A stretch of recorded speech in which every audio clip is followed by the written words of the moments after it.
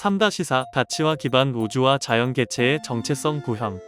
우주의 모든 존재, 자연 안의 모든 생명체는 각자 고유한 힘과 에너지, 즉 파워를 만들고 다른 존재들과 어울려 살아갑니다. 이렇게 서로 어울릴 수 있으려면 먼저 그 힘이 가치 있는 것이 되어야 합니다. 이 과정을 우리는 가치화라고 부릅니다. 가치화란 내가 가진 힘이 다른 존재와 연결될 수 있을 만큼 의미 있는 상태가 되는 것입니다. 그런데 이 가치화는 그냥 일어나는 것이 아니라 각 개체에 작용하는 파워의 5가지 속성에 따라 그 방식이 달라집니다. 예를 들어 태양은 자신을 구성하는 원소들 사이에서 핵융합 반응을 일으켜 빛과 에너지를 만들어냅니다. 이 반응을 일으키는 데 중심이 된 속성에 따라 태양이 만들어내는 에너지의 성질도 달라집니다. 창조 속성이 중심일 경우 태양은 새로운 유형의 에너지를 만들어냅니다. 그래서 태양의 빛과 열은 매일 조금씩 다르게 변하며 계속 새로워집니다. 보존 속성이 중심일 경우 태양은 독특하고 일정한 빛, 예를 들어 7가지 색의 고유한 파장을 내보냅니다. 결합 속성, 지배 속성, 귀속 속성이 작용할 경우에도 각각 고유한 방식으로 태양 에너지의 특징을 만들어냅니다. 이처럼 각 파워 속성은 자신만의 방식으로 가치를 만든다는 것입니다. 식물도 마찬가지입니다.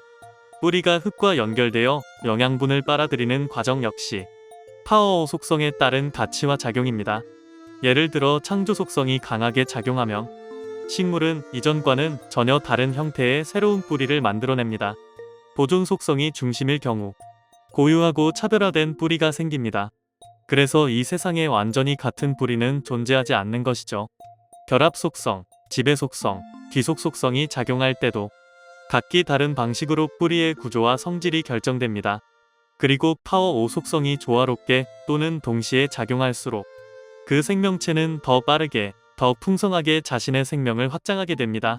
결론적으로 모든 파워는 그 안에 가치를 품고 있고 그 가치가 드러나는 방식은 파워 속성에 따라 달라지며 이 가치화가 일어날 때 비로소 개체는 자기답게 우주와 자연 속에서 그 역할을 수행할 수 있는 존재가 됩니다. 예수님께서는 파워 5 속성은 그 특성에 따른 가치화를 유발한다 하시고 예를 들어 설명하셨습니다.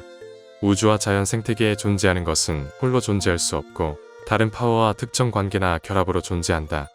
따라서 새롭게 형성되는 파워는 형성 순간부터 다른 파워와 특정 관계나 결합을 기반으로 존재한다. 새로운 파워 형성은 창조 속성에 기인하고 새로운 파워가 다른 파워와 관계나 결합을 위해서 창조 속성은 가치화를 유발해야 한다. 따라서 창조 속성은 창조적 가치화 능력이 있다. 이것과 같이 나머지 4가지 파워 속성도 그 특성에 따른 가치화 능력이 있다. 라고 하셨습니다.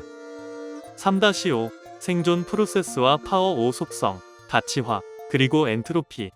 우주와 자연에 속한 모든 존재들은 그저 숨 쉬며 머무는 존재가 아닙니다. 각자는 자기만의 정체성을 실현하고 살아가기 위해 반드시 파워를 창출해야 합니다. 이 파워를 만들어내는 방식은 그림 3-1로 설명되는 생존 프로세스를 따릅니다. 그 생존 프로세스는 이렇게 이루어집니다. 먼저 각 존재는 파워 요소 즉 자신이 가진 물질, 에너지, 자원 등을 입력값으로 사용합니다. 그리고 그 요소들을 화학적, 물리학적 또는 생리학적으로 결합하는 과정을 통해 파워를 생성합니다. 그런데 이 결합 과정은 무작위로 일어나는 것이 아닙니다.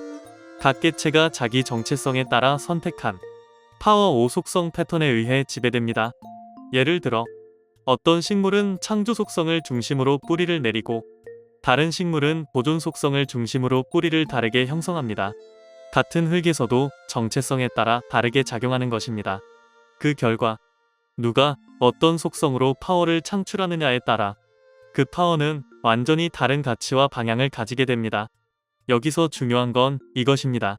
생명력이 살아있고 정체성이 깨어나 있다면 개체는 자신에게 가장 잘 맞는 파워 속성을 기능적으로 선택합니다. 그리고 선택된 속성들은 하나의 중심, 즉 지배적 파워 속성을 기준으로 서로 능률적으로 혹은 동시에 작동합니다. 이렇게 될 때 그 개체의 생존 프로세스는 극대화되고 그 존재는 자기답게 살아가는 길을 걷게 됩니다. 다시 말해 개체가 자신답게 살아가기 위해서는 3가지가 조화를 이루어야 합니다. 생명력, 내 안에 살아있는 에너지, 정체성 나는 누구인가?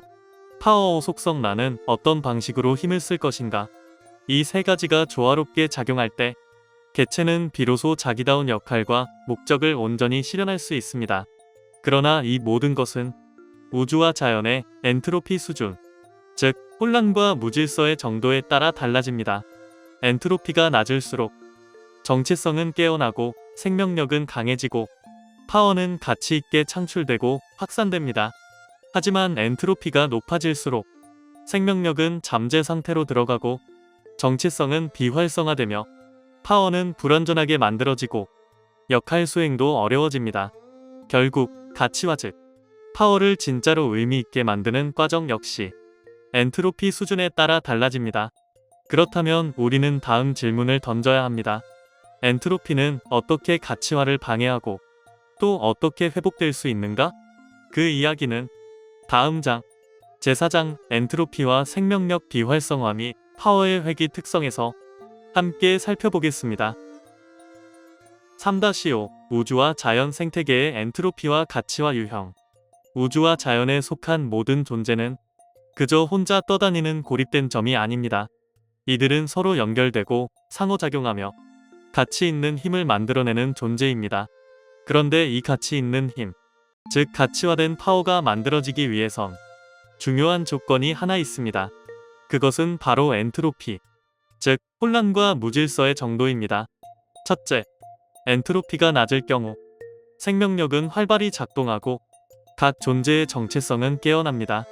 이때 개체는 자기 정체성에 맞는 파워 5 속성 조합을 스스로 선택하게 되죠.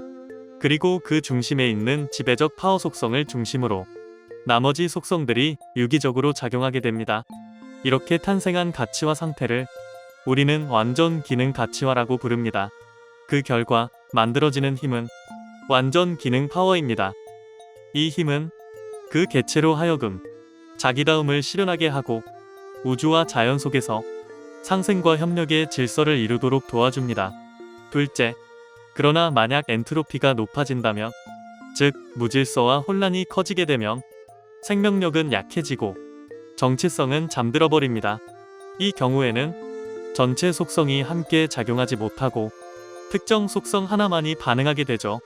그 결과 생기는 가치화는 불완전 기능 가치화이고 그로부터 탄생하는 힘은 불완전 기능 파워입니다.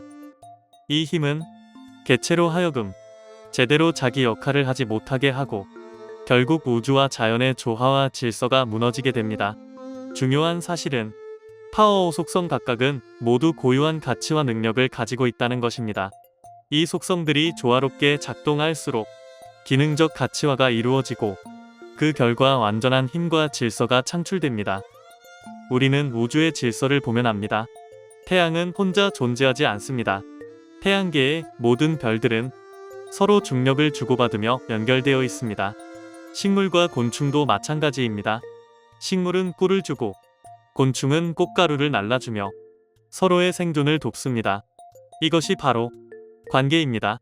관계는 고립된 존재들이 본질을 통해 하나 되는 과정이며 결합을 유발합니다.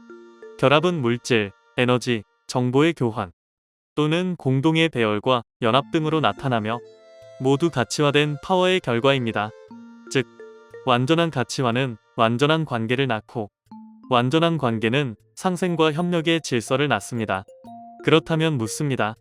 왜 우주는 늘 엔트로피가 증가하는데도 이토록 오랜 시간 동안 상생과 협력의 질서를 유지할 수 있었던 것일까요? 그리고 반대로 무엇이 엔트로피를 줄이고 생명력을 회복시키며 우주와 자연에 다시 조화를 가져다 주는 걸까요? 이 질문에 대한 답은 이제 다음 장 제4장 엔트로피와 생명력 비활성화 및 파워의 회귀 특성 기반 생명력 회복에서 함께 나누겠습니다.